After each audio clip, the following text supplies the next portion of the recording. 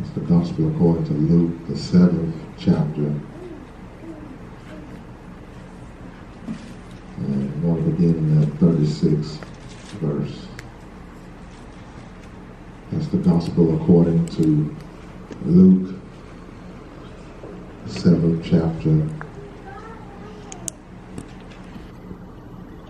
I'm going to begin at verse 36.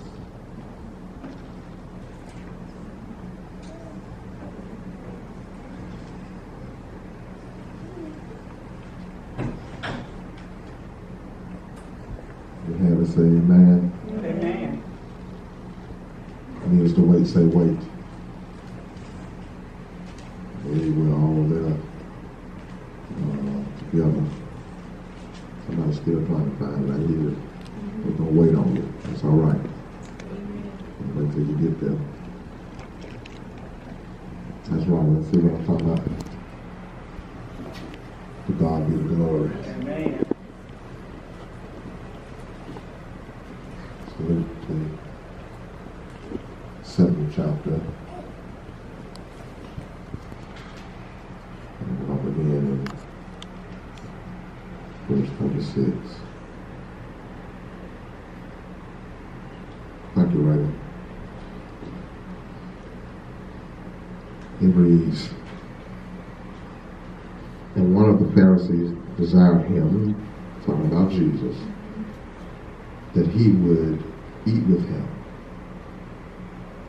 And he went into the Pharisee's house and sat down to meat. And behold, a woman in the city, which was a sinner, when she knew that Jesus sat at meat in the Pharisee's house, brought an alabaster box of ointment, and stood at his feet behind him weeping, and began to wash his feet with tears, and did wipe them with the hairs of her head, and kissed his feet, and anointed them with the ointment. You may be seated.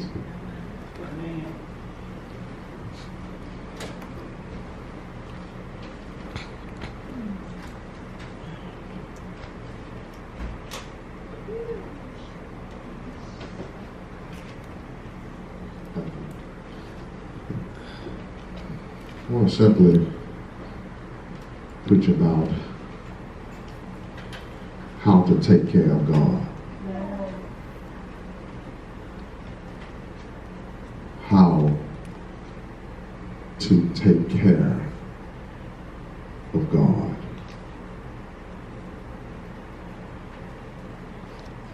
As we were out of town last weekend, standing outside, and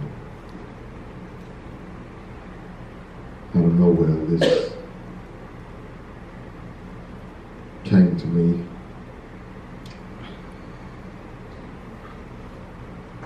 And when it came to my mind, I thought, how crazy for the time. How to take care of God. I think we have become somewhat delusioned and somewhat one-sided to where we're always asking God to take care of us. But many of us never think about taking care of God.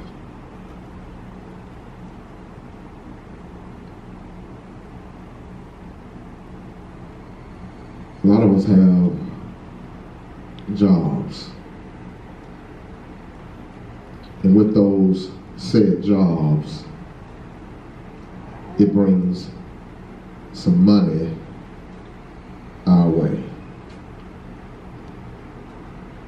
And we want our money to take care of us.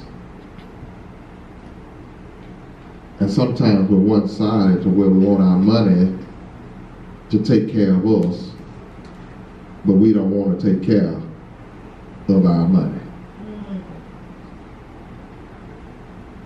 All of us have mothers and fathers and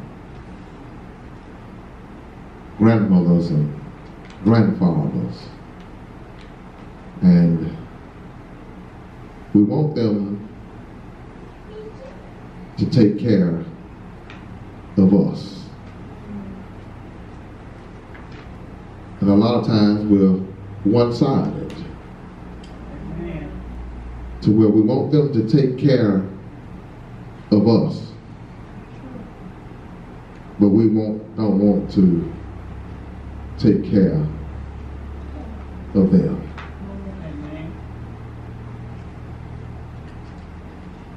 We have health, and we want our youngness and our healthiness and our vibrantness to take care of us, but we don't want to take care of our health. Thought y'all would talk to me today, but it's all right with me. If I preach all by myself today, it's fine with me. But the same thing with God. We want God to do all of these things for us, but we never want to do anything for God. We want God to take care of us and wake us up in the morning, feed us and clothe us, and take care of our minds and hearts, and take care of our families. And we forget to put on the agenda us taking care of God. And can I tell you that all of us hold a responsibility, young, old, it does not matter, male or female, all of us hold some responsibility in taking care of God. As I was reading this passage, Ms. Cullins, this lady shows me how to take care of God. It said that the Pharisees invited Jesus in. This Pharisee, he asked Jesus, hey, come around my house, want to sit down with you and let's eat. Jesus accepted his invitation and went to his house, and this woman knew that Jesus was there. It does not say whether somebody told her or whether she seen Jesus going in the house. I don't know how she found out. But however she found out, she had a response to knowing where Jesus was at. Come out here to tell somebody, you can't be worried about how people found out. But what you ought to be looking at is how you respond to knowing where Jesus is. Yeah. John, she found out where Jesus was. But can I tell you that after you find out where Jesus is, you ought to do something about getting to where he is. Yeah. Yeah. Just I had to find out, and I'm still finding out, that a lot of times we want Jesus to come to us. Y'all not going to help me. But sometimes it's when we have to go to Jesus. Yes.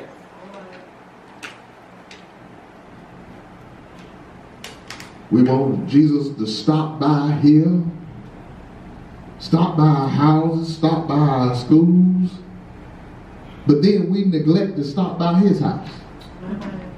Y'all not going to help me. Sometimes when you know where Jesus is, Dave, you got to go and find him. And it's not always easy. The road is not always easy, mama, to get to Jesus. Some people will criticize you, Raven, for getting on the road to get to where Jesus is. Yes.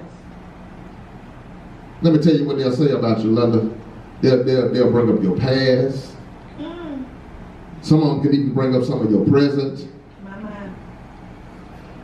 But you can't listen to that, Jordan. You got to keep on pressing to get to where Jesus is, because it ain't about what other folk talking about. Yeah. Amen. Maybe they don't need Jesus like you need Jesus.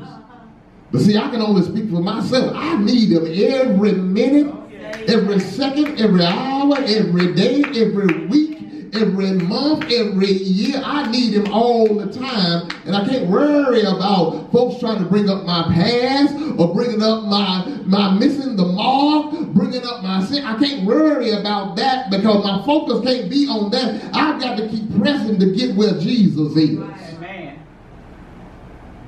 Amen. Now watch this. We know that Luke wrote this account of the gospel. John, he doesn't even give this woman a name. He just calls her a son. Now, you know that Luke is a doctor. And what doctors deal with a lot of times are symptoms.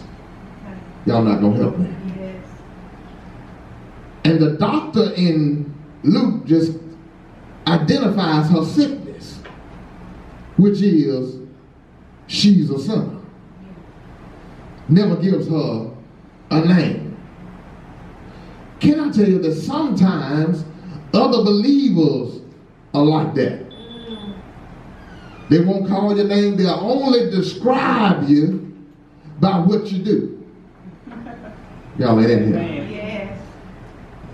They'll describe you by your mishaps. They'll describe you by your downfalls. But the lady in the text is not even worried about the label that has been put on her, because I believe she understands, yeah, you're calling me a sinner, but guess what? All have sinned and fallen short of the glory of the Lord. Amen. She didn't let it stop her. I wonder now, although she knew, mama, where Jesus was.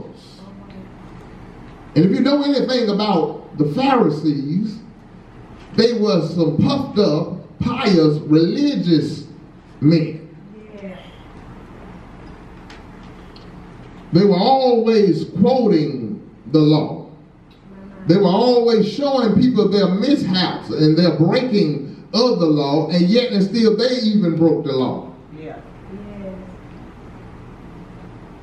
But they were these Pharisees that were out in public, and they looked good out in public. But when you look in their hearts, they had some wicked hearts. But she didn't even worry about what the Pharisees had to say about her. I wondered to myself, how did the lady get in the house? How did she find out? And then how did she get in? Because you got to understand that the Pharisees didn't socialize with people like her. And can I tell you, it's a sad day when the church does not allow sinners to come in his house. I thought y'all would help me, so y'all don't know where to shout at. Let me say it again. It's a sad day when the church don't allow sinners to come into the house. Y'all still don't know when to shout. I'm going to say it one more time. It's a sad day when the church don't allow sinners to come to his house. The reason, Deja, is a shame because if the church don't allow sinners to come to his house, none of us can come in here. Amen. Say that. Amen. I can come up here and preach. You can sit out there. You can usher. You can sing that one song. Not in his house, because all of us are sinners. Yeah. The only difference in us now is that we are saved from our sins. Amen. Thank you, Lord. Amen. She didn't let it stop her.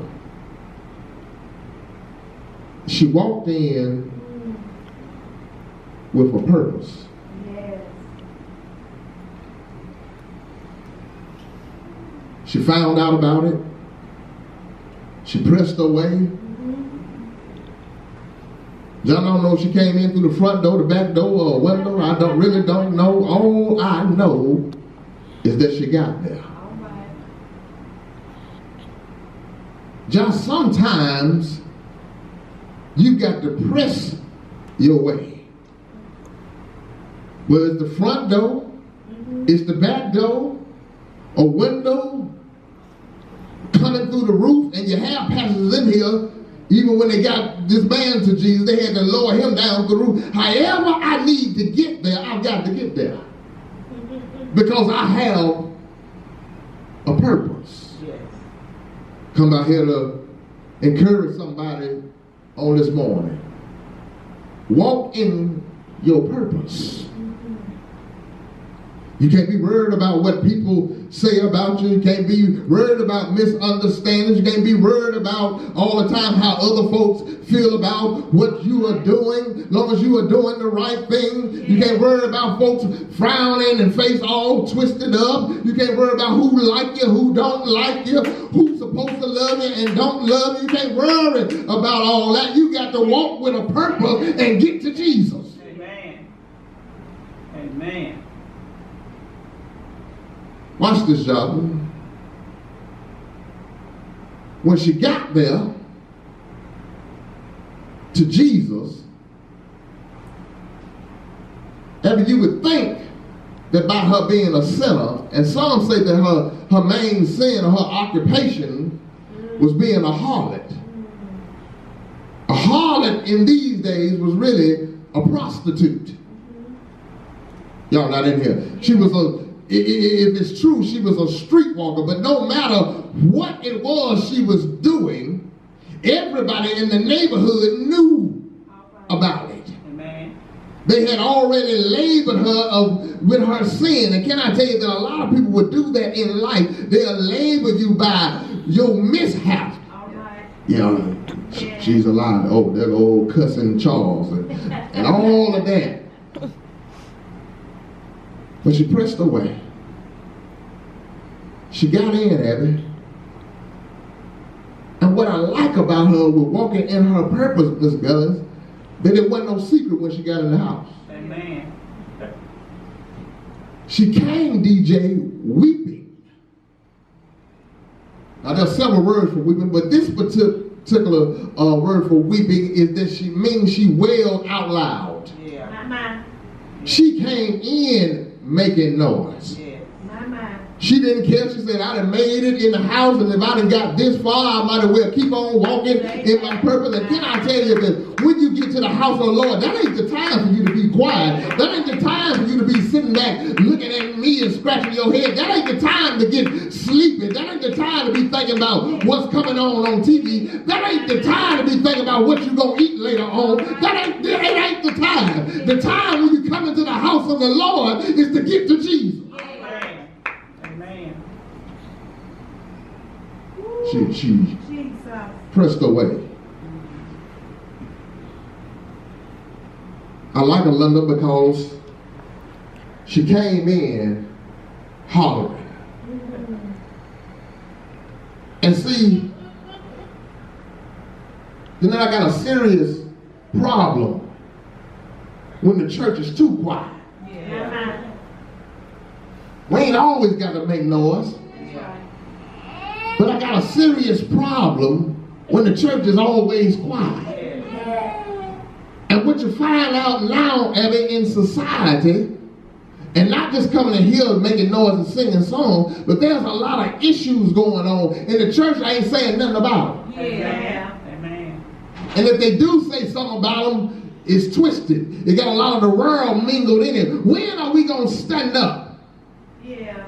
When are we going to weep aloud when we get to Jesus? Yeah. There ought to be some things you say, no, I can't go with that.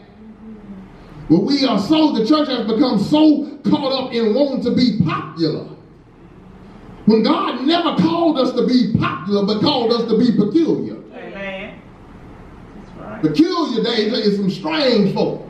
Yeah. When others are out playing, we praying. Amen. When other folks are on the Xbox, we reading our Bibles. Amen. When other folk will cuss folk out, we pray for them. Amen. Yes. Y'all ain't in here. Amen. That's peculiar. She pressed away because she walked in purpose. And she knew her purpose. And see, when you know your purpose, mama, you'll know your position. Yes. Let me say that again. Amen. Let me know. When you know your purpose, then you'll know how to play your position. Yes. And but when you know your purpose, you'll know how to play your position. Amen. Johnny, when you know your purpose, you'll know what position to be in. Yes. Watch this. She didn't get in front of Jesus. Preach that's right, I'm trying. She got behind Jesus. Yes. All right. And I come out here to tell somebody, baby, ain't no need of you getting in front of Jesus. If you find yourself in front of Jesus, you better hurry up and stop and get behind him. Yeah. All right. Here's Jesus eating meat. Got to get you that custom. When they sat down to eat, Miss Cullen, they didn't eat in chairs like what we eat at like now. They would be someone laying down on these couches with their feet exposed and eating with the other hand. So she came up behind Jesus. And obviously, Miss Collins, when she got to Jesus' feet, she could tell that Jesus' feet hadn't been washed. What are you saying, Jack Brown? That listen, it's up to you to praise God. Yes. It's up to you to bless his name. Yeah. But for me, y'all ain't in here. I got to praise him. Yes. Yes. I can't worry about who won't do it. I can't worry about who won't give him the glory. But as for me, when I get to his feet and see they need to be washed, I got to get to washing. Amen. She was weeping. She got to Jesus' feet. She was wailing out